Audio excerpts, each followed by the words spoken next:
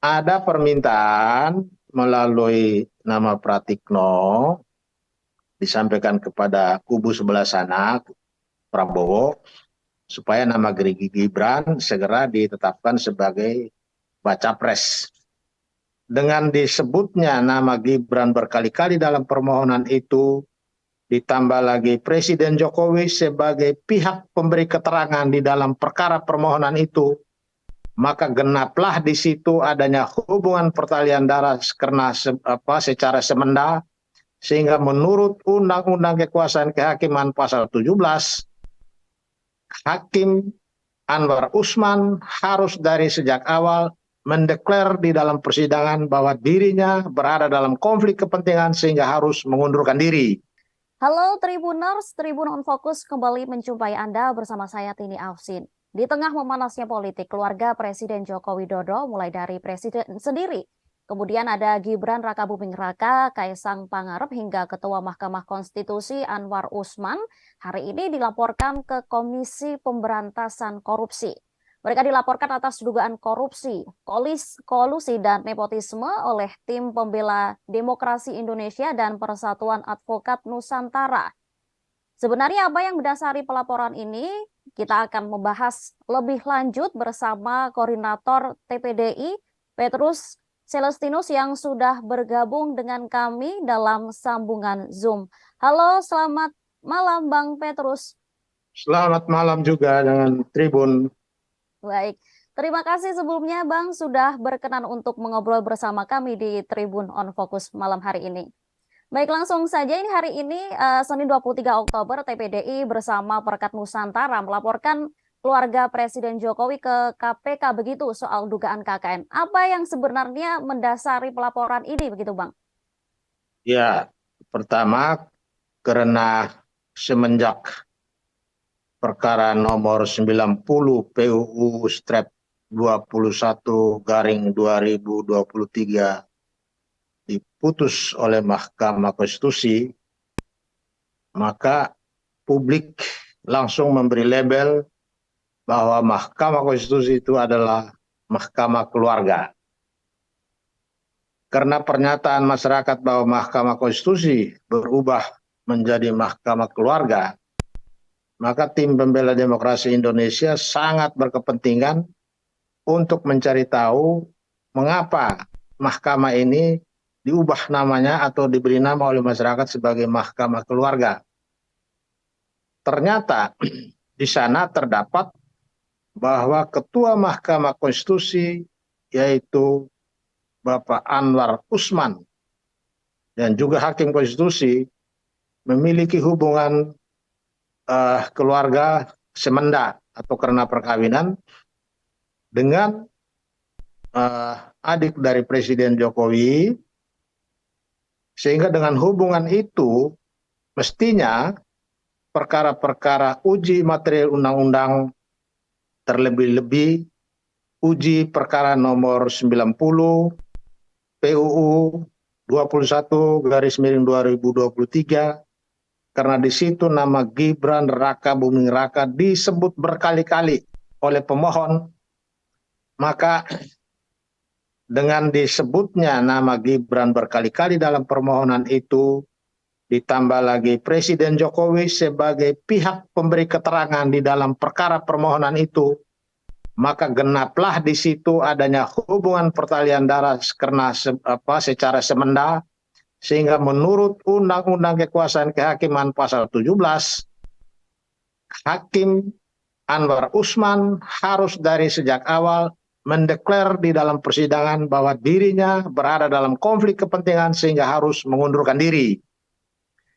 Tetapi karena sampai dengan perkara diputus dan putusannya dipimpin oleh Pak Anwar Usman sendiri, maka implikasinya menurut Undang-Undang Kekuasaan Kehakiman, perkara itu putusannya menjadi tidak sah.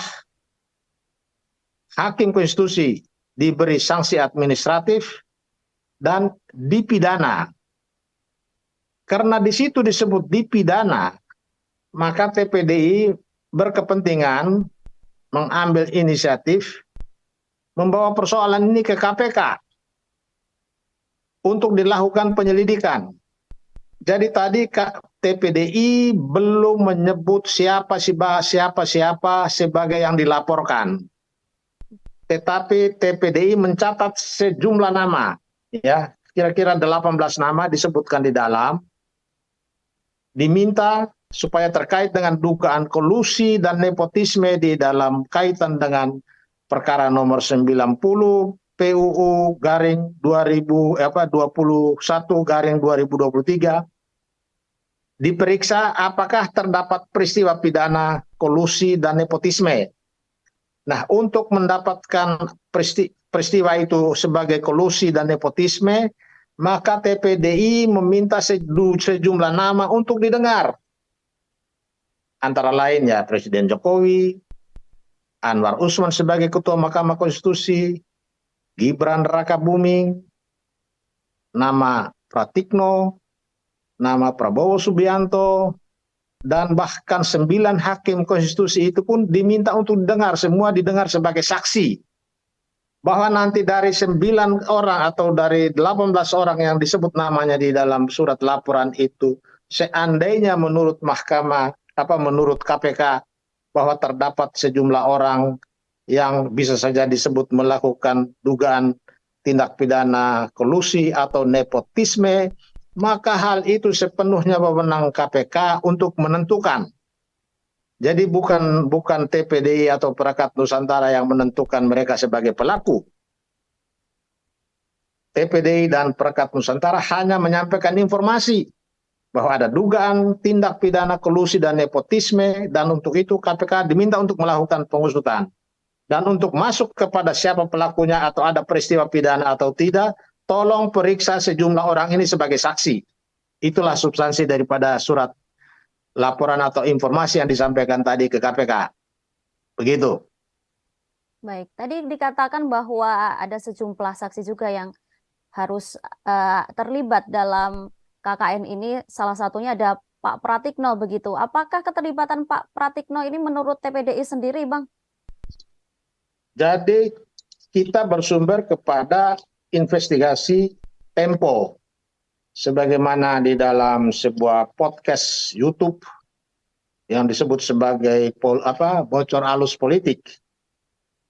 Di situ sumber Tempo di dalam percakapan mereka bahwa pada beberapa minggu ya sebelum Mahkamah Konstitusi membacakan putusan perkara nomor 90, ada permintaan melalui nama Pratikno disampaikan kepada kubu sebelah sana, Prabowo, supaya nama Gibran segera ditetapkan sebagai baca pres. Nah, karena berdasarkan berita investigasi yang dimuat di dalam dialog podcast Tempo, kami sampaikan kepada KPK supaya ya nama itu didengar juga selain YouTube itu kita jadikan salah satu bukti. Begitu. Karena di situ disebut-sebut nama Pratikno.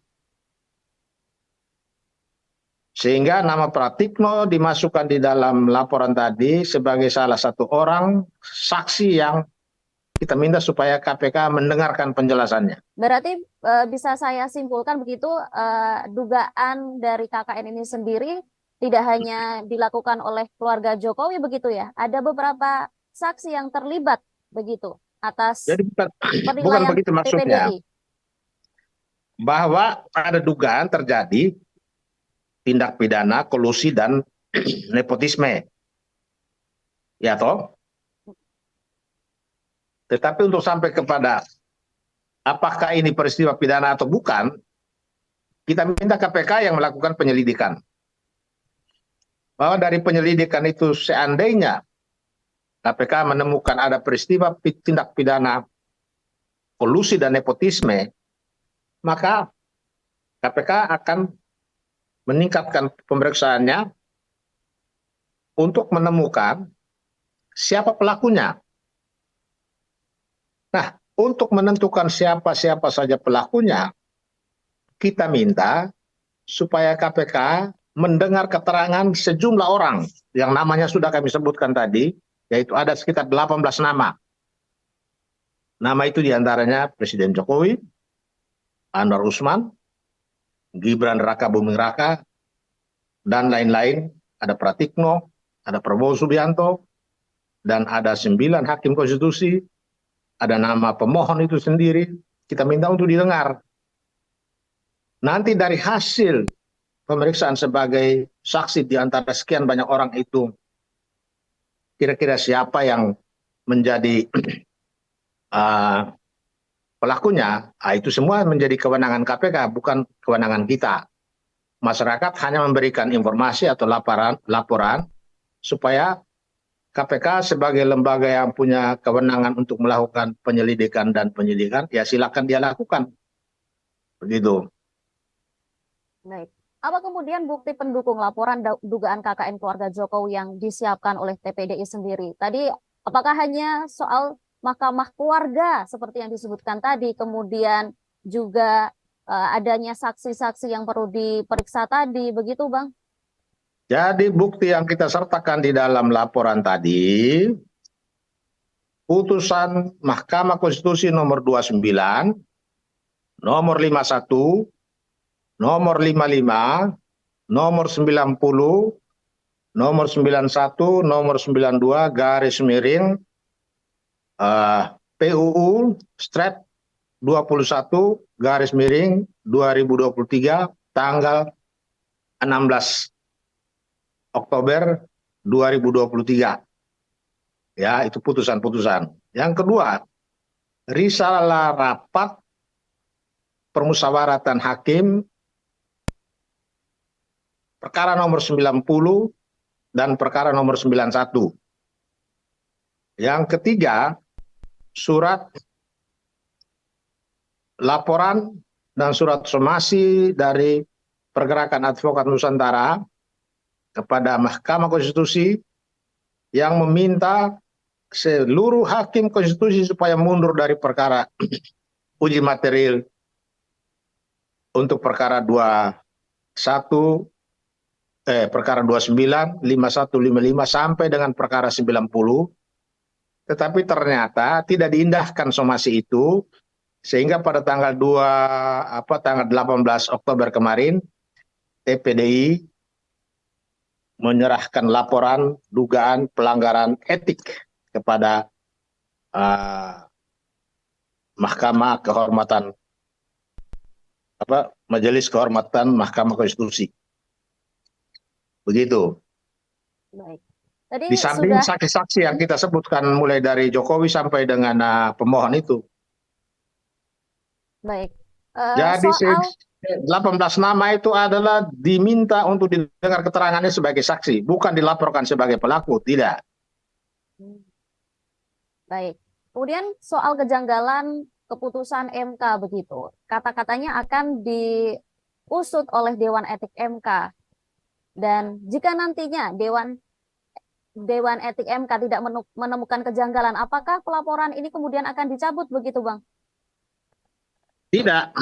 Walaupun kalau misalnya Dewan Etik tidak menemukan bukti, ya tentu berbeda dong. Di sana kan soal dugaan pidananya. Baik, berarti Jadi akan tetap dilanjutkan jalan. begitu ya, Bang? Karena informasi yang disampaikan kepada aparat penegak hukum itu kan merupakan hak dan kewajiban masyarakat. Itu perintah KUHP ya. Informasi mengenai dugaan terjadi tindak pidana itu adalah hak dan kewajiban masyarakat sesuai dengan perintah KUHP. Baik. Bang, tadi Deputi 4 KSP Juri Ardiantoro menanggapi soal pelaporan yang meminta agar pihak yang melaporkan ini berhati-hati dan harus cukup bukti mengingat pihak terlapor adalah keluarga presiden. Ini tanggapan Bang Petrus bagaimana? Apakah itu salah satu bentuk tekanan dari pihak istana atau malah menjadi wanti-wanti yang positif untuk kemudian mempersiapkan bukti-bukti ke depannya begitu, Bang? Kalau bukti-bukti itu tugas aparat penegak hukum. masyarakat punya kewajiban menyampaikan informasi. Tetapi kalau masyarakat menyampaikan informasi itu disertai dengan bukti-bukti, itu adalah bonus buat aparat penegak hukum. Jadi kewajiban membuktikan itu ada di aparat penegak hukum, bukan di pelapor. Baik, berarti tanggapan dari KSP tadi bukan dinilai sebagai Itu ancaman begitu keliru. untuk Dia TPDI begitu berpikir ya? barangkali ini perkara perdata jadi beban pembuktian kepada pihak yang menggugat. Ini kan perkara pidana. Jadi beban kewajiban membuktikan itu tugas negara, tugas aparat penegak hukum. Ya. Baik, Mbak, kemarin kan juga sudah ada pelaporan serupa ke KPK soal keluarga Jokowi yang diduga melakukan korupsi begitu. Tapi sampai saat ini juga belum ada perkembangan lebih lanjut soal pengusutan itu. Apakah Bang Petrus yakin jika laporan kali ini dari TPDI juga akan diusut lebih lanjut begitu, Bang? Setiap laporan masyarakat itu wajib ditindaklanjuti oleh aparat penegak hukum termasuk KPK. Bahwa terbukti atau tidak, KPK atau aparat penegak hukum berkewajiban untuk mempertanggungjawabkan dengan menyampaikan kepada pihak pelapor. Begitu. Baik, Bang Petrus, kita nantikan bersama bagaimana kemudian KPK menindak pelaporan ini. Apakah nantinya ditemukan bukti kuat adanya dugaan KKN yang dilakukan oleh keluarga Jokowi begitu ya. Terima kasih Bang Petrus atas waktunya berkenan berbincang bersama saya di Tribun on Focus. Tribuners, demikian Tribun News on Focus hari ini. Saya Tini Alfsin pamit undur diri. Terima kasih dan sampai jumpa. Download Tribun X sekarang. Menghadirkan lokal menjadi Indonesia.